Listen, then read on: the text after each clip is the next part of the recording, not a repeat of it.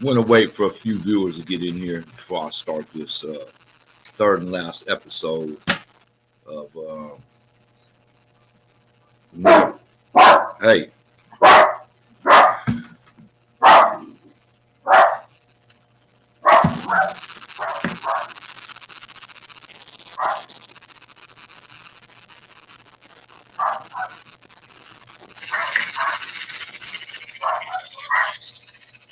What's going on with my microphone? What's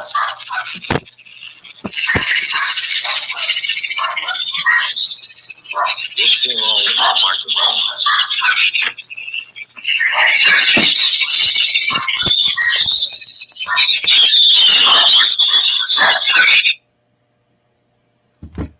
Can you guys hear me clearly?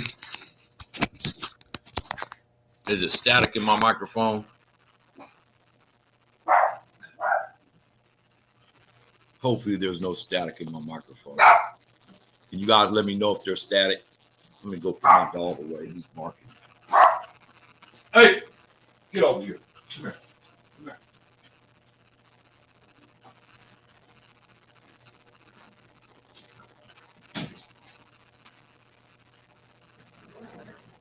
He's barking.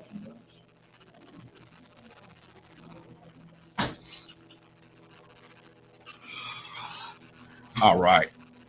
Can you guys hear me clearly? My viewers, can you hear me clearly? I want to make sure I'm not getting no static in my mic. I got a couple complaints my last video that it was static. Well, anyway, until I hear back from a viewer, I'm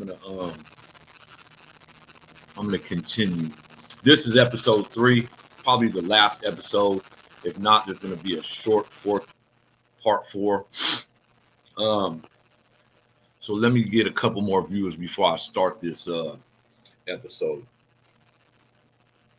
I want you guys to get the full gist of this.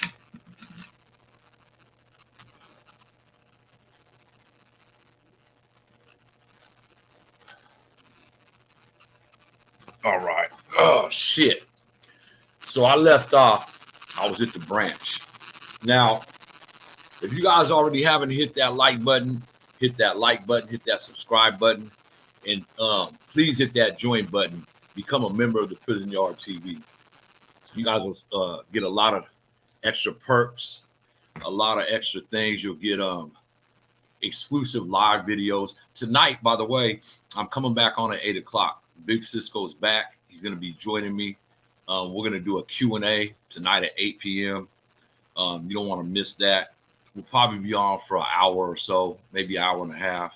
We're going to do a lot of Q&A, get you guys' input on my channel, where you think my channel should go. I got a lot of prison stories. You figured I did 28 years in California Department of Corrections. So I got unlimited stories, JCAT stories, guard stories, inmate stories, all kind of stories that I'm going to touch bases on. But right now, I'm going to continue on where I left off at the other day. And I was at the branch. I was at RCCC. I just got sentenced to 15 years, 8 months for real estate fraud, fraudulent checks, mail fraud. They banged me and they gave me 85%, I think, at the beginning, but I got it reduced down to 80%. But so what happens is I'm at the branch and I'm waiting to go to DVI with a 15-year sentence. So I think I was there maybe 6 days. And the day that I finally got to order commissary, they called me to roll up. The bus was there to get me. The Gray Goose was there to get me. So I was kind of disappointed I didn't get my commissary, but they actually they put the money back on your books.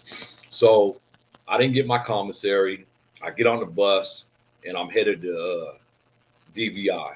That was our reception center back in 2000 and in the 2000s. I believe I got to DVI in 2009. The ending of 2009. No, it was 2010. I stayed at the county jail from September 9th, 2008 all the way to 2010. And I don't remember the month. I tried to look it up, but I couldn't find when exactly I got to DVI. I know it was mid 2010. I think it was May or June of 2010 because it was hot when I got there. So I get on the Grey Goose. I get to DVI. And those that been to prison, you know that if you have a substantial sentence, 10 years or better, they add your points up according to how much time you got, how old you are, if you have any military background, and you get points for all this stuff. And you want your points to be low so you can go to a level 3, level 2. And of course, I got 15 years, 8 months since, so that's automatic 30 points off the bat. And at that time, level 4 started at 52 points, I believe. So I get to DVI with the understanding I'm going to be a level 4 my first couple years. So when I get to DVI, they send me to East Hall. East Hall and West Hall is probably the 2 biggest wings on the reception center side. They only had, I think, Z dorm, Y dorm, and 1 wing, and I don't know if it was D wing or C wing was mainline. Everything else in DVI was reception at this time. So it went from being a mainline prison to a reception center. So you figure the only mainline people there is critical workers, people that's actually running the prison, you know, people cooking the food, doing the laundry, that type of stuff. I don't even remember if the ranch was still open because they got a dairy ranch there where they produce milk for all the institutions. I don't even know if that was open. So I get to DVI, reception center. And because I did probably about 8 to 10 years on DVI mainline, getting out, coming back, they always, not always, but a lot of the time they would send me to the mainline. So I knew a lot of the COs in DVI. So when I get there, they send me to East Hall. And immediately when I walk in the wing, a CO was working the wing. They used to be my boss in the kitchen when I was there on a prior term. So when I walk in, he asked me, he's like, "Do you want to be a worker?" And let me tell you something.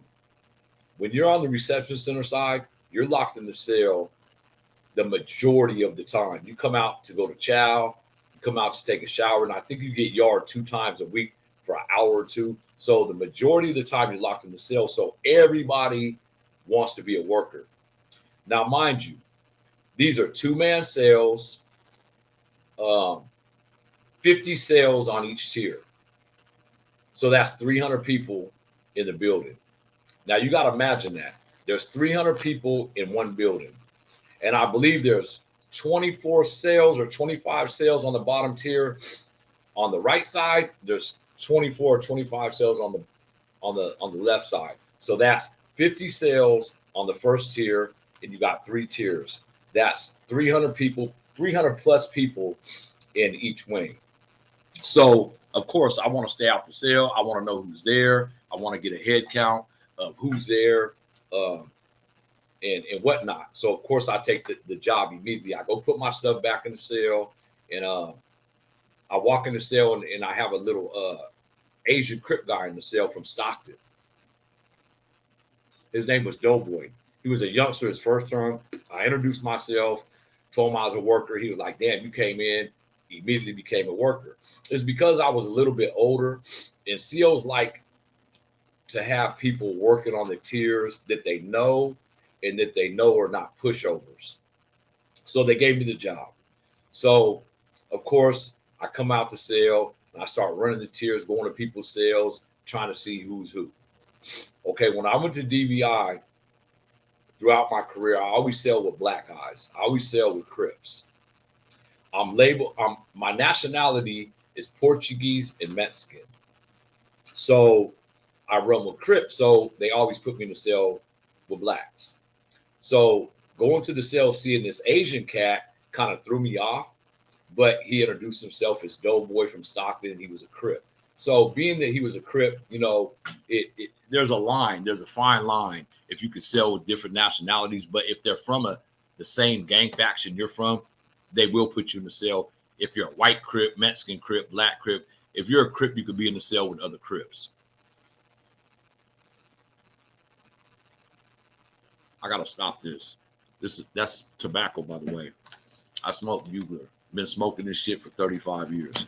So anyway, I start running the tier, and a couple hours into my first hours of the job, I recognize that there's more bloods in this building than anything. There's Northerners. That everything's in this building except Southerners. Southerners at the time were only being housed in F wing, and I've been to F wing before, but this was Northerners, whites, and blacks, and of course the others, the Asians and the Indians and the Samoans and stuff. But the majority of the East Hall at this time was Damus, and I come to find out 2 hours in, there's a lot of people from Zilla, from Oak Park in there in East Hall at this time. This is 2010. A lot of Zillas in there. And, you know, I didn't mind because I didn't really, I didn't consider myself at that time someone that came to prison gang banged out. Of course, everyone knew I was from 29th Street. I got a big ass 2-9 on my back, guard block Crip on my back. So everyone knew where I was from. There was Crips in there. There was a couple in there from Stockton.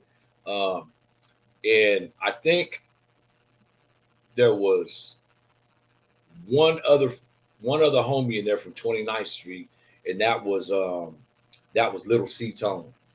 Little C Tone had a violation. He had a 6-month violation. So I believe it was just me and Little C Tone in East Hall at this time. There might have been one or two more homies in there. I got to think. But there was a lot of homies in West Hall. Matter of fact, West Hall had the majority Crips over there. They just happened to send me to East Hall where there was majority Bloods. And I'm telling you guys this for a reason, because as I get into this story, you're going to understand the reason why I'm telling you how many Bloods and how many Crips was in this building. So I get into this building. I'm a worker. Everything's running smoothly. And, you know, there's a couple Northerners in there, Norteños from Sacramento, that I've known since a young age. As I told you guys in previous videos, the majority of my family, my uncles and my cousins, are Norteños. They're active Norteños. Of course, I got one or two DOs, but the majority of my uncles and my cousins, they're Northerners. So the cats that are in there know me. The Northerners know me in there. And there's one particular, I'm going to go ahead and say his name. His name is Chino, Robert Corpus. So he had the keys for the Northerners in East Hall at this time. Him and a cat named Shadow. Shadow and him were the workers, the Northern workers in East Hall in 2010. And it was me. It was a white cat named Chaos. He was from Chaos was from Cocoa County. And then they had another black guy that was a Damu from Oak Park. He was older, and his name is everyone knows this cat. I just talked to him on the phone a couple months ago. He's in San Quentin right now. Short, stocky cat. His last name is Smith. Damn, what's his name? I'll think of his name in a minute. So me and him are the only black workers on the tier. Then they got 2 white dudes, 2 Northerners, and me and this cat, a Crip and a Blood. Okay, so we're running around. We're doing, when you're a worker, you get called to people's doors all day long. You're running from the 3rd tier, passing magazines to the 1st tier, taking tobacco to the 2nd tier. You're running all day long. Now, mind you, I just got done sitting down at the county jail for over 1.5 years in a cell with limited exercise. So my body ain't used to running up and down these stairs consistently every day for 8 hours a day. So I get tired. It's a good workout though. It's good cardio running up and down the stairs.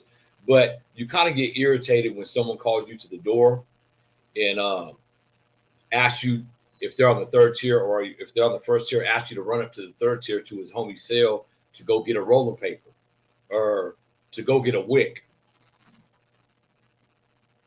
James, what's happening, James? I see you back with me. Okay, I'm gonna answer your comments in a little bit, James. So anyway, I'm running up and down these tiers. Now, I was a worker for 5 months when I was there, and I'll tell you how I ended up losing the job. But I'm gonna get to that in a minute. So I'm running up and down these stairs, and while I'm doing this, I'm building alliances with the North Indians. Like I said, one of the cats, Chino, he's from the Gardens, and his name is Robert Corpus. I've been knowing him and his family all my life, since we was young bucks. And me and him got a real good rapport with each other, and we're working hand in hand. When any tobacco comes in, when any drugs come in, we're working together on this. And he has an understanding, I have an understanding that, if his people bring in anything, he's going to break me off something. If my people bring in anything and I get some, I'm going to break him off. And we was doing this for a number of months together. So I trusted him. He trusted me. Mostly not because of the situation we was in prison, but because I've been knowing this cat all my life. Since I was probably 13 years old, I've been knowing him and his whole family. I know his girl cousins, his guy cousins, his uncles. I know everyone in his family. So me and Chino we was pretty close in there. He introduced me to Shadow, and I believe Shadow was out of Merced Shadow was out of Modesto, and he had long hair. He was probably, let me see, this is 2010. I was 41 years old at this time. Chino was my age, maybe 1 year older or 2 years older than me. And Shadow had us by 3 years. Shadow was probably 45 years old. So he was a seasoned Norteño. And not to put his business out there too much, but let's just say he was somebody. And so was Chino at this time. Chino had the keys and Shadow had the keys for this building for the Northerners. So like I said, I don't want to get into real deep details, but I've always had a real close alliance with the Northerners throughout my YA stay and throughout my prison sentence. I've always worked hand in hand, helped them out. They always helped me out. So I was pretty close to these cats. So, I'm getting my money, selling tobacco, selling narcotics that hit the line. And when drugs come in the reception center, sometimes, 1 or 2 ounces of crystal come through, a couple ounces of black, a lot of weed. And at the time, I didn't know my brother was there on the main line in Z-Dorm.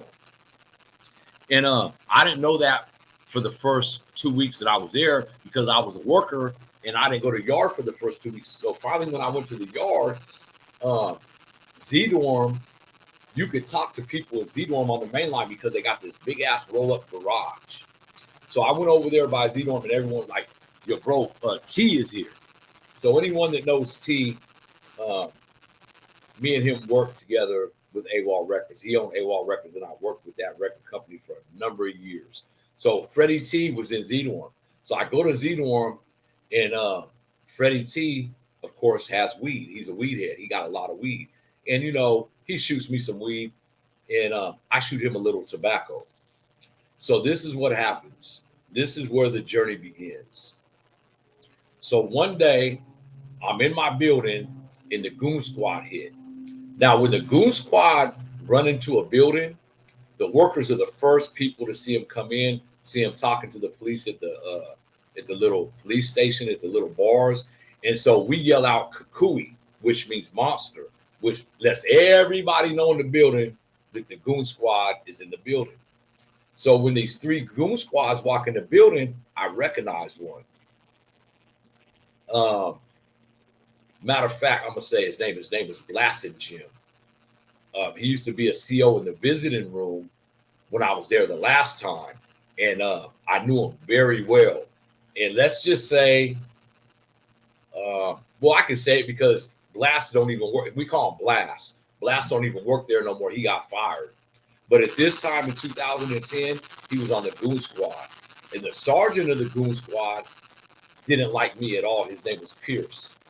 And he had me on potty watch my prior sentence before. He didn't like me at all because, you know, when you're labeled in a prison is bringing narcotics into an institution, you're the Goon Squad's priority. And I was the Goon Squad's priority from the previous time when I was there. I had a 3-year, 8-month sentence before, and I did it on Tracy Mainline. So they was always after me. They never caught me with no drugs, but they was always after me. So look, the Goon Squad comes in the building, and it's Blast and Jim, Pierce, and a female. So I yell out Kukui, the Northerners yell out Kukui. That means for anyone in the cell to tighten up, to put it, whatever you have illegal in the cell, put it up, because you don't never know what cell they're going to. So I'm on the second tier, and I'm talking to a blood dude from Oak Park. His name was Trey 57, and he was at the branch with me. Trey 57 was Zilla, and I liked this cat. Me and him kind of, you know, we clicked. We had a good rapport. I was at his door when the Goon Squad came in. They went to the third tier, and we could see them going into a cell. So I see Blast, and Blast sees me. So after they searched the cell, I don't think they found anything. Blast comes down to the second tier, and I'm at this dude from Oak Park's door, and he's like, when'd you get here? He asked me, he calls me dog. When'd you get here, dog? And I said, man, I just got here a few weeks ago. He's like, yeah. He's like, what cell are you in? So I tell him what cell I'm in. So he immediately makes a beeline to my cell. I was on the second tier. I believe I was in cell 211. I was in cell 211 on the second tier. He makes a beeline to my cell. The other Goon Squad already left the tier, and they're down there talking to the cops at the officer station, right? So Blast and Jim goes in my cell, tells my cellie to step out and go in the shower, and he tosses up my cell. So when he walks out of the cell, I'm like, man, what's that about? And he winks at me, and then he leaves. So I'm tripping now. So I don't even go back in the cell because I'm out there working. I'm running around working, right? So my cellie goes back in the cell. He puts, you know, whatever stuff we had canteen in there. I had a whole bunch of hygiene. Mind you, I was selling tobacco and I was stocking up on my hygiene because I had 15 years to do. So I had like 10 deodorants, shampoos, lotions, Q-tip, you know, a whole bunch of hygiene up on the shelves. Even stuff I didn't even use, I was buying for cigarettes just because I had so much time. And I had numerous books of stamps in there. So I continue on with my day. When second watch leaves and third watch comes in, that's when our job is over with, and they bring out the workers for third watch. Third watch got their own workers. So I work from 6 in the morning till like 2:30, 3 o'clock in the afternoon. I'm done. I can go shower. I go back in the cell and kick back, wait for count time, wait for mail call, wait for dinner. And you got to understand something. When you're on the reception center side, everybody waits for mail call because that's all. We don't have a phone in there. All we can do is write, and everybody's in there writing their people. So they come with a lot of mail every day. So at the end of the day, I go in my cell and I have the bottom bunk. My cellie was a youngster, so when I moved in the cell, he immediately went on the top bunk. I was on the bottom bunk. That's what happens when you're in the cell with someone and you have a elder in the cell. And I wasn't an elder. I was 41 years old, but he was 19, 20 years old. He immediately gave me the bottom bunk, which was cool because I would have demanded it anyway. I always liked the bottom bunk. Some people don't like the bottom bunk. They like the top bunk, but I always like the bottom bunk. I can take care of the floor, wax the floor, you know, take care of the toilet and stuff. I like my toilet and my sink shiny and clean. I don't spit in my sink. I spit in the toilet when I brush my teeth. So at the end of the day, I go in the cell. And my cellie got all his stuff organized already. But, you know, Blast had, you know, he didn't really tear up the cell, but he went through my mail a little bit. So my mattress is folded up And he unfolded it. So when I went to go fold my mattress up, there's a lunch bag on my bed under the mattress. So I'm like, man, that ain't my lunch bag. So I open it up, and I promise you, it was a lunch bag full of tobacco with rolling papers and a little big lighter in there. And I look at my celly, I'm like, hey, cuz, is this yours? He's like, nah. And I'm like, what? I know that I didn't, bro, I've been in the cell already 2 or 3 weeks. I know that wasn't my tobacco. It wasn't my shit. So now I'm tripping. Goon Squad just hit my cell. Did they plant this tobacco on me so they could come and take it and write me up? But the thing is, you got to understand, smoking cigarettes was legal at one time in CDC. So cops, 95% of cops in the Department of Corrections, they don't trip off tobacco. If they find tobacco, most of them, well, I can't say most of them, half of them will just tell you don't smoke on their shift.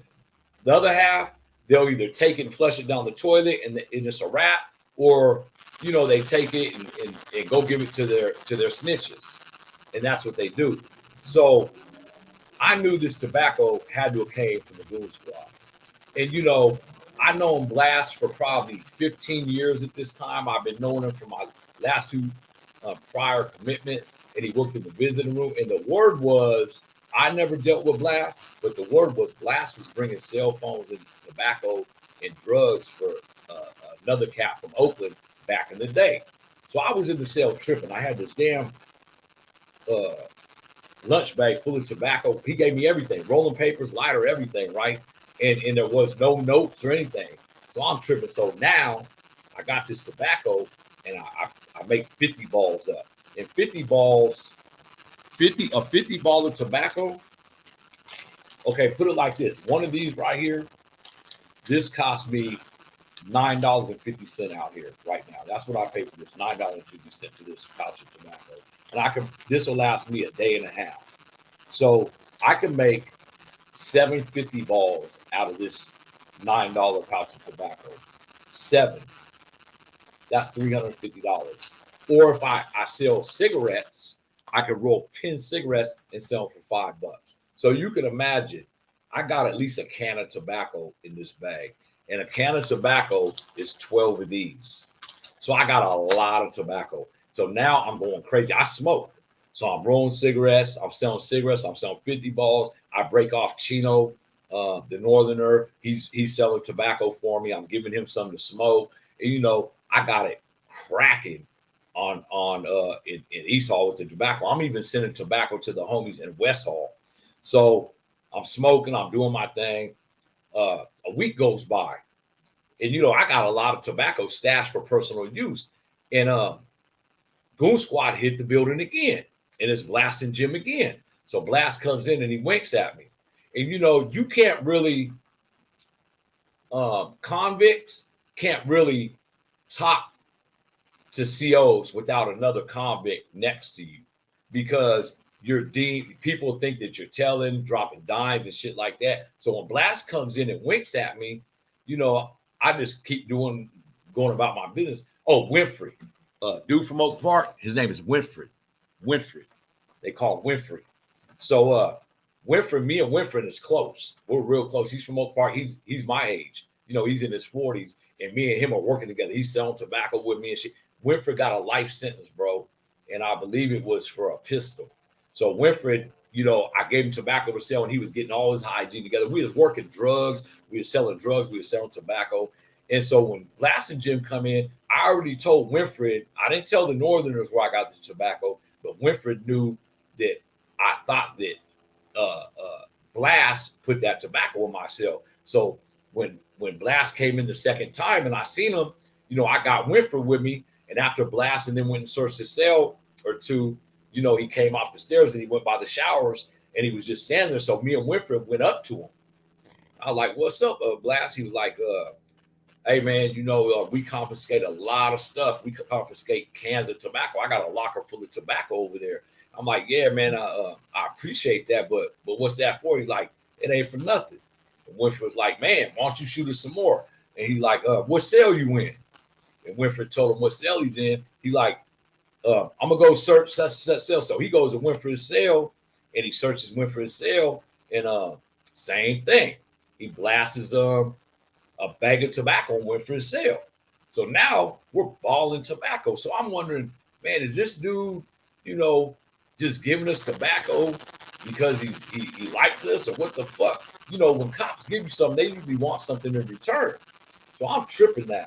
So when Blast is leaving out of Winfred's cell, me and Winfred jam him up. We like, man, what's going on, man? He's like, I do that for people that I've been knowing for years, man. Otherwise, it's gonna sit in that locker. He's like, you guys enjoy your time. I see you got a lot of time, huh, Jefferson? I'm like, yeah, I got 15 years. He's like, yeah. And so he blasts me and Winfred probably 6 cans of tobacco in the 5 months that I'm a worker. He's just putting it under, he's searching our cell and putting tobacco in there, leaving us lighter. And we're tripping now. We're like, man, so me and him keep it on the low. We don't tell nobody that the Goon Squad's giving us tobacco, because, man, if anybody heard that, and I'm putting it out there now because I don't give a fuck. We wasn't doing nothing wrong. But if anybody hears that the Goon Squad's giving, especially Goon Squad is giving you something, you're probably going to be deemed, you're going to be put under an investigation, man. That's mandatory. But I shit you not, this Goon Squad cap was bringing us tobacco. He never asked for no information, no nothing. He was blasting us tobacco. And let me tell you something about Blast. Blast was probably at this time he was probably 35 years old. He was probably 8 or 9 years younger than me, and he thought he was a player. He was Portuguese like me, and he always worked in the visiting room, and he was always overly friendly with the women that came in there. So he was like a player. And what I knew about him, and he was a single father, that his wife died. I knew that in the car crash. And so Blast was like an extra cool, if you want to call a CO cool, he was one of them ones that was real cool. And I didn't understand why he was on the Goon Squad at this time, but I was appreciative because I had a lot of time to do, and I had hella hygiene, and I had at least 150 books of stamps. And stamps in jail is money. So I had all this stuff from selling tobacco. So, like I said, I was close to the Northerners, and this incident, I'm gonna tell you about two things that happened. Okay, the first incident, and this was the big incident. This is what happened. A black cat from East Oakland came in, and his name was Chevy Man. That's what they call him, Chevy Man. And he was probably at the most 25 years old. He came in and he moved 3 cells down from me.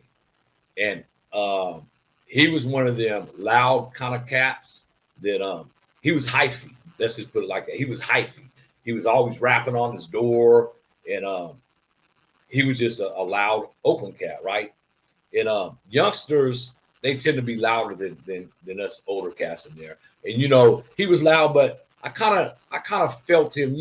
I think he had a sentence of 60 years. He had a lot of time. So when Chevy Man came in, he moved in the cell with a Northern Crip from Tracy. And Tracy is a small town, and they don't have that many Crips. They have a lot of Northerners there, right? So he moved in the cell with a cat from Tracy. No, I take that back. He wasn't from Tracy. This cat was from Merced Gangster Crip. And he was a youngster also. So he moved in the cell. So I'm always at Chevy Man's door because there's a Northern Crip in the cell with him. And, I have to, being older, I have to lace youngsters coming in that claim NC, because that's what I was back then. I was an NC, Northern Crip. So I have to school them on what they have to look forward to when they hit a main line. So I was kind of at this dude Chevy Man's door all the time, talking to my little homie in there. So come to find out, Chevy Man's in there for robbing and killing a Norteño in Oakland, in the Bay Area. The dude that he robbed and killed was a factor, and his brother was on the tier with us. And I didn't know this until Chino came to me one day, and we just came back in from yard, and Chino told me, "Hey, dog, you might not want to go to breakfast tomorrow morning." Now, mind you, workers, we go to breakfast the first. They serve breakfast to one side of the building at a time. So first tier, east side, will go to breakfast. And then when they're coming out, they'll send the second tier, east side, second tier to breakfast, and they'll come out. We usually go ahead of everybody to eat, and then we can eat as much as we want because we're workers in there. And I only go to breakfast on certain days, and I'll go in there and get my lunch and get a couple lunches and give lunches out. But Chino came and told me that there was a problem, and he didn't tell me what the problem was. He said that there was going to be a problem tomorrow morning in the chow hall at breakfast time. And he said, I'm not, he told me he ain't even going in there. Him and Shadow are staying back. And I'm like, man, if there's something going to happen with the blacks, you got to put me up on it, man, if it's anyone I fuck with. And for the whole day, this is bothering me. This is bothering me that he's telling me that it's going to be a problem in there and that it is, in fact, with a black guy.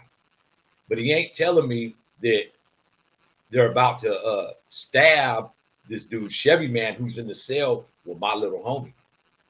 So the day goes by, and it's almost time for us to lock up. So workers go take a shower before we lock up. So me and Chino, Shadow, Winfrey, the two white dudes, one in the shower showering.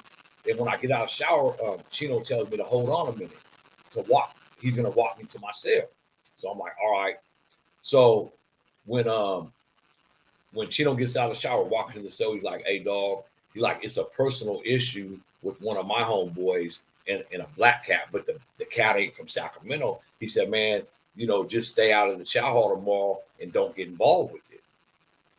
And I'm like, man, who is it? He won't tell me. And mind you, this is someone I grew up with. So I'm like, fuck it. So now it's really my obligation. Okay, let me back up a little bit. At this time, my celly Doughboy, he had left. He had went to another prison, and I got the homie Ron from Marysville in the cell with me now. Ron was a Northern Crip, and I talked to him to this day. Man, I should have called Ron and seen if he would get on here with me, man. Ron could confirm this riot I'm about to tell you guys about. So to make a long story short, I tell Ron and I tell Winfred and I tell a couple more cats that, be on your toes tomorrow morning at breakfast time because the Northerners are probably going to get off on a black dude. And I don't know what black dude it is. Now, when you're in prison and you're from a gang, and okay, let me put it like this. If a black blood gets into it with the South Side or Northern or a white, all the blacks got to go. So it ain't that the Northerners are going to hit someone from another faction. They're about to get on a black guy. And I'm the one that got the information. So I have to secure the blacks in the building. And mind you, it's at the end of the day when I find this information out. So I go tell Winfred, which is a Damu from Oak Park. And then Winfred, Bloods are real close to Bay Area cats, Kumbi and Jama. So I expected him to relay the information I got to some more blacks. So I go in the cell and I tell Ron. I'm like, hey, Ron, I tell him the information I just got from Chino, right? So I'm like, I'm going to in the chow hall with you tomorrow morning, man. Mind you, I got a cane. At the beginning, as soon as I got to Tracy, I always get a cane when I go to prison. I tell them my foot hurts or something, I get a cane. So I got a cane. Even though I'm a worker, I'm running up and down the stairs. I don't have a cane outside the cell, but I got a cane in the cell. So the next morning at breakfast time, me and Ron go to the chow hall. We're in the chow hall, and we're the first. He's the first group to go in there, so I go in there, and we're all the way at the front of the chow hall when they first come in, and we're sitting there eating, and I got my cane with me. And man, this little Northern cat, and let me tell you something about this Northern cat. This Northern cat was from the Bay Area, and usually North Indians are very reserved and very professional. They're a professional faction, and they carry themselves with the utmost respect. But this one northerner, I can't even think of his name right now. We're gonna call him Weddle because he was real light, and that might even be his name. He was from East Oakland. Anyways, this northerner, this particular northerner, he was kind of loud. You could tell he grew up with blacks. He was kind of you could tell he wasn't like a reserved normal. And a lot of Bay Area northerners, they are a little bit more. They've got more swag to them than people from Stockton or Modesto or Merced or Tracy. Northerners from the Bay got more swag. San Jose too. So this cat had more swag. So we're sitting in there eating in this chow hall, and this northerner had a toothbrush, and he had razor blades melted into the toothbrush. And I didn't see the actual slicing, but I seen the end results. He goes up. There's like 4 of them. They go up behind this cat, Chevy man, and they slice his neck.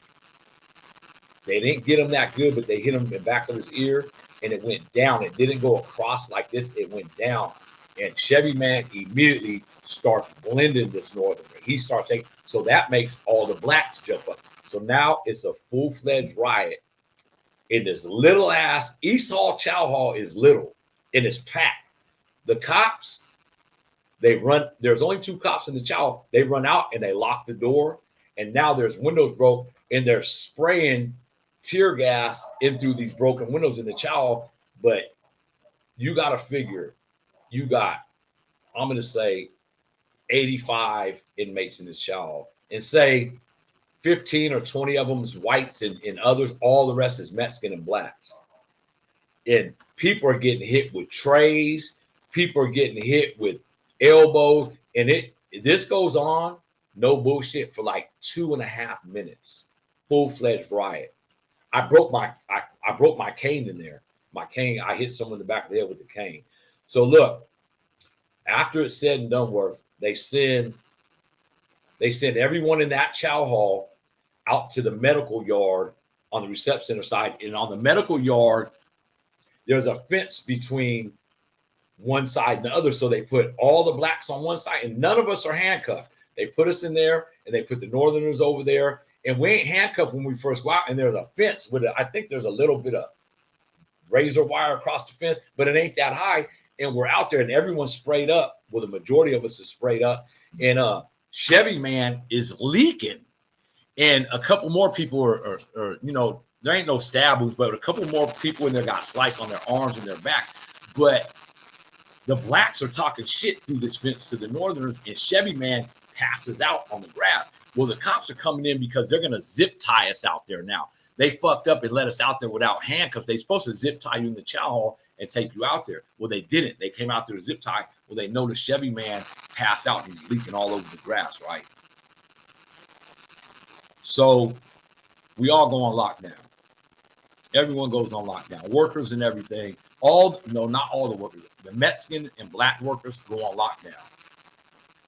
So we go on lockdown, and they let the whites and they let others work for like 3 days until they talk to people. They have they bring 2 blacks and 2 northerners, and they talk and say there ain't going to be no more problems or whatnot. It was a isolated incident, right? So now the blacks are tripping off of me because they know I'm a worker out there, and they know I'm real close to the northerners, and I should have spread the word faster. Now, mind you, at this time, I already been a worker I've been there 5 months when this riot happens. So something else happened, and I forgot what it was. All the blacks ended up in a chow hall, not East Hall chow hall. I think there was a riot on the yard because we all ended up in the main chow hall. All the blacks from East Hall ended up in this chow hall, the main chow hall, and we was locked in there, and I forgot what it was for, but all the blacks are in this chow hall, and at this time I'm still a worker. And so we're in this chow hall, and me and Winfred's over there talking, and now you got like probably 8 or 9 Northern Crips, but the rest of the blacks in there are either from the Bay or they're Bloods or they're non-affiliates, right? So we're in this chow hall, and I'm over there with the Jama cats. Me and my celly Ron from Marysville, Winfred, and another cat's over there talking to Jama. And if anybody don't know what Jama is, it's BGF. So I'm over there talking to these BGF cats, and we're over there talking, and this little Oak Park cat comes up to me like, hey, dog, the homies over here want to holler at you. And I look over there, and there's nothing but Zilla and Oak Park cats over at these 3 tables. So I'm like, all right. So I walk over there. Me and Winfred and this Jama cat walk over there.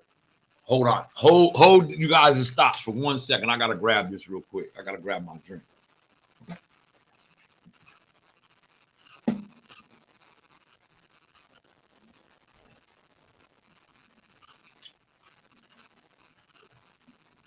Sorry about that. So anyway, we're this chow hall, the Oak Park cats. They want to talk to me. So I go over there, and they're like, hey, dog, and this riot just happened the week before this, we're in this chow hall. So I'm in this chow hall, and 2 Oak Park cats are talking to me, and they're like, you know, homie, you don't always come to our door when they're complaining about the way I'm working. But you got to figure, you got an Oak Park blood out here working. So he's supposed to really tend to all the bloods, and I'm supposed to attend to the Crips, whoever. I could go to whoever's door, but I'm expected to work. And I was working, but these cats had a different agenda. That wasn't the reason why they're complaining. So there's one Oak Park cat. He's a young, matter of fact, no, I ain't gonna say his name. So there's one Oak Park cat. He's like, hey, dog, we think you should resign on your job. Let me turn this light on. You guys can see me a little bit better now, right? He tells me, we think you should resign your job and give your job up to somebody else. I'm like, you crazy as fuck. I'm not resigning my job. And Winfred's like, he ain't resigning his job. Now, this Oak Park cat, talking for me.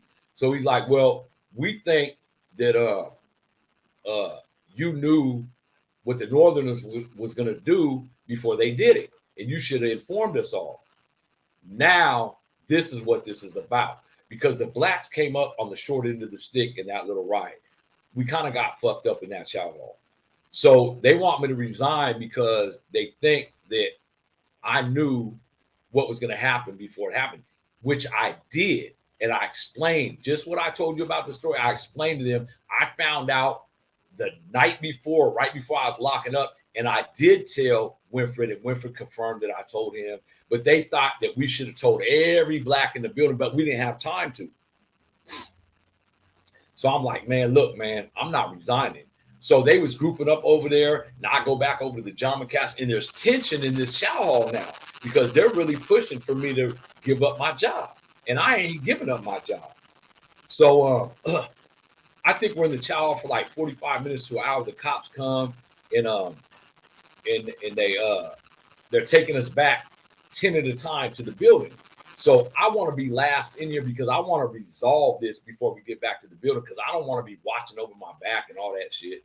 So, the homie AJ from 24th Street's there with me. He just got there. So AJ's in this little thing, in this little chow hall with me. So we're talking like, dog, don't give up your job. I'm like, I'm not giving up the job. So we go back to our building the next day. I'm out there working. Everything's fine and shit.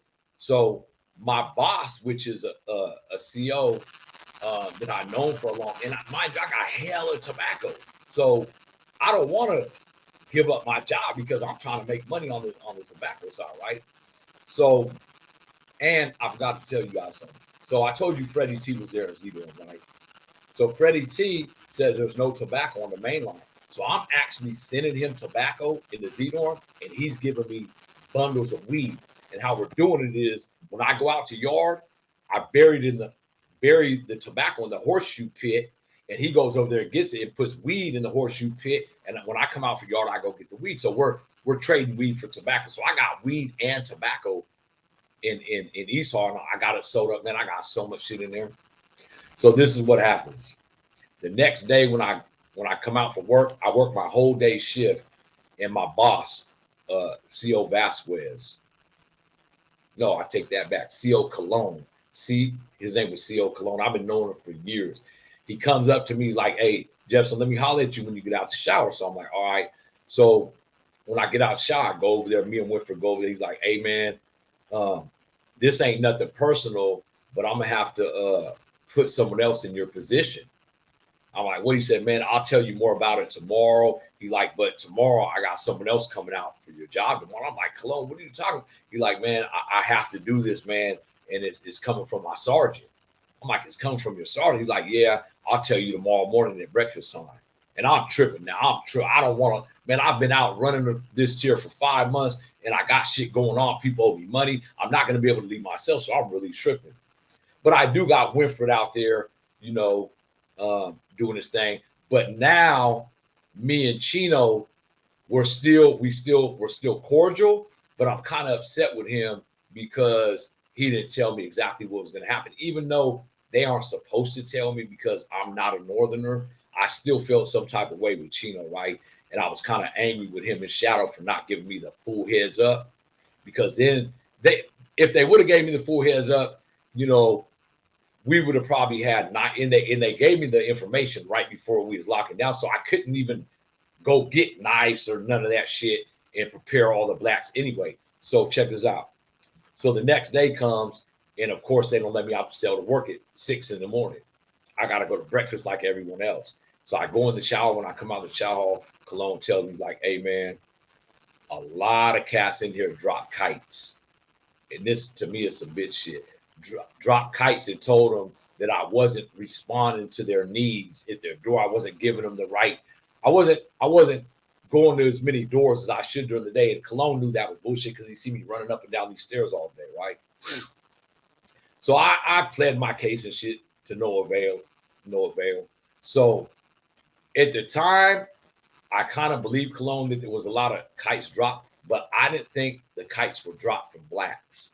I thought that the Northerners might have been dropping kites on me just because they was hating because I had all the weed and all the tobacco in the tier. So it was wrongful thinking of mine at the time, but that's how I felt at this time. And mind you, I had a chip on my shoulder this whole time. I got 15 years to do it. My wife just divorced me. I ain't got shit going on except what I'm making in prison, right? So I'm tripping now. I've always had a wife. All my prison sentences, I always had somebody that loved me. They would come visit me, send me packages, you know, the whole shit. I had someone, and this is the longest sentence I ever had without no female. So I was tripping. So anyway, damn, this video is gonna have to be a part 4.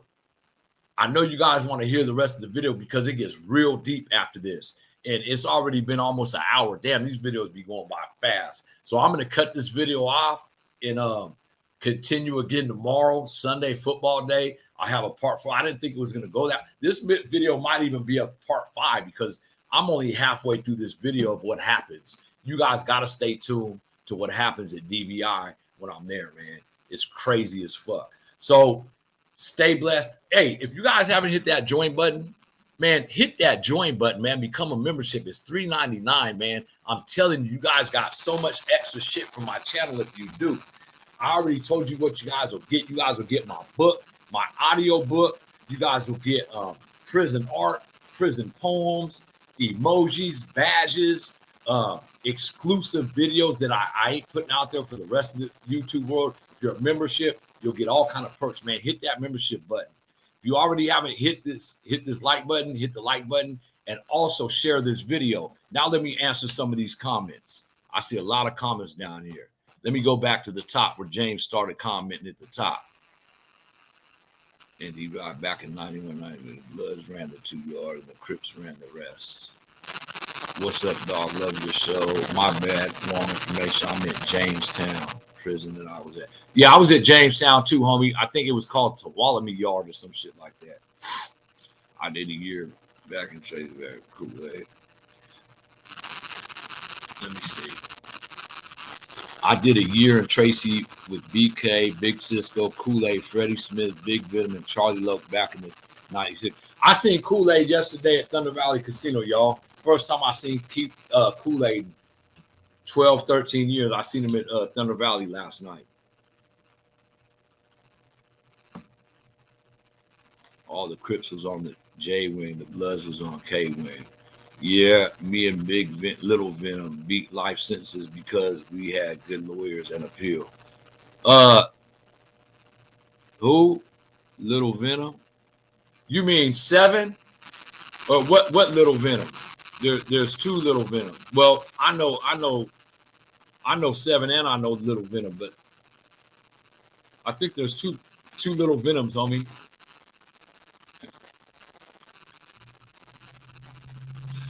Marquio, good looking out.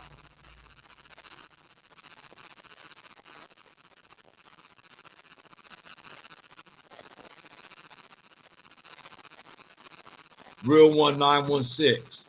So was gonna say how the other blacks treated you being Mexican. I'm late to the live.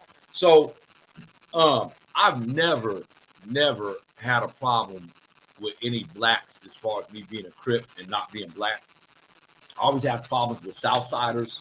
And when I first started going to prison back in the day, I had problems with Northerners. Even though my family members were Northerners, I've had problems with Northerners back in 89 and 90. But as you guys know, Mexico's Gary McGill, he's my first cousin. And he was he's from my neighborhood, 29th Street. And he was one that he changed over. He used to be a Crip and now he's a Northerner. And but he was from 29th Street. He was a Crip back in the day. But I just chose not to flip, man. I just felt that, you know, I was a Crip shit since my early teens. I'm not going to go to CYA in prison and change up being a Crip because I'm in prison now. So I stayed a Crip throughout my entire life.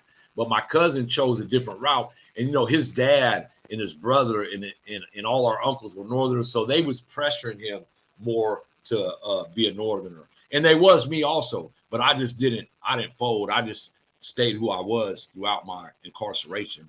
And yeah, I can't say I didn't have problems because I've always had problems with Southsiders from the beginning of CYA. And I don't know if it was because I was a Crip, but, you know, Mexicans more tripped on me than brothers throughout my incarceration. I've had all kind of incidences with Southsiders from me being a Crip. And, you know, when there's a riot with blacks and Crips, or especially Crips and Southsiders, I'm usually the number one target because Southerners feel that I should be, or let me tell you guys this. So I've been to yards like in Donovan back in the day that there wasn't no Northerners. So when you get to a yard and you're from Northern California and there's nothing but Southsiders on the yard and you're claiming Crip, a lot of Southsiders may think that I'm an undercover Northerner just claiming Crip. You know what I mean? So I'm usually the target when there's a riot with the Southsiders and the blacks, or Southsiders and Crips. I'm usually the number one target. So I've been through hella shit. But no, I've never had any problem with blacks claiming because I was claiming Crip. Little Venom went down with X-rated. He got double life behind it. Oh yeah, I know. I talk that's the Little Venom you're talking about. I talk to him all the time. Venom Giovanni. I talk to him all the time. He's working right now. He drives trucks. Yeah, I know. He's out. He's been out. I talk to Little Venom all the time. I thought you meant 187 Venom. We call him 7. But no, this is the real Little Venom. I know. I talked to him. Let me see. 3 weeks ago was the last time I talked to Little Venom. Me and Cisco. Hey, you guys stay tuned. I'm going to be live tonight at 8 p.m. with Big Cisco. We got a live coming for Q&A. We're going to be on here answering questions. And we'll be live with my phone number on here if you guys want to call in. So stay tuned tonight at 8 p.m. I appreciate all the support. Like I said, subscribe to my channel if you haven't already.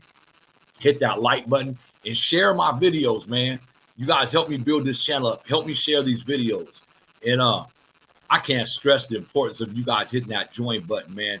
Hit that join button and become a member of my channel. Let me see if I get it back up here. There we go. Hit that join button, man. Become a member of my channel. I really appreciate it. It would really help my channel out. Stay blessed. Tell the people you love them, and come back tonight at 8 p.m. You don't want to miss this. I got Big Cisco back. Check y'all out tonight at 8.